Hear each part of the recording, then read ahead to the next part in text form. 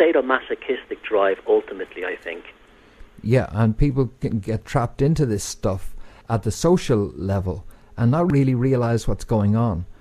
I was reading about military cannons, bronze cannons that were used in military, and most cannons built in the last 200 years, before the development of modern artillery, in the cannon at the top would be the royal insignia of the royal family who you were fighting on behalf of. Mm-hmm. And this was to impose this notion. It was sort of like a psychophalic projection of the king's prowess, almost like a sexual phallus in the form of a cannon. That was as you were firing that cannon into the enemy and killing them, it was almost like it was almost like an extension of the king's own sort of power. Yes. And that's why many of these cannons were stylized and actually made to look like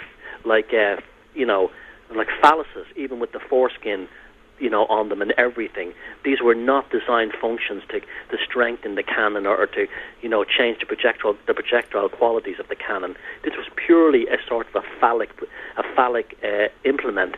And one of the things they used to do is when the battles were won, the enemy cannons, which would have the insignia of the other side, would be melted down and put into sculptures. If you go to the Wellington Monument in the Phoenix Park in Dublin, the actual thing is a gigantic Masonic edifice, and he was a big-time Freemason. But it's also a penis.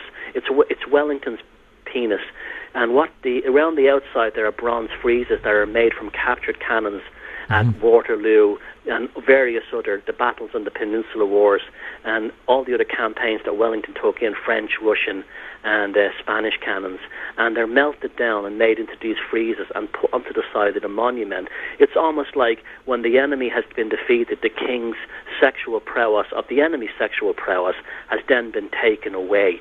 And that ties in very, very strongly with the whole notion of psychopaths and sex and power and sex. It all ties in, and so when there's a sexual neuroses to much of this as well, and this is another aspect to why they built towers and so on. A lot of it comes from that.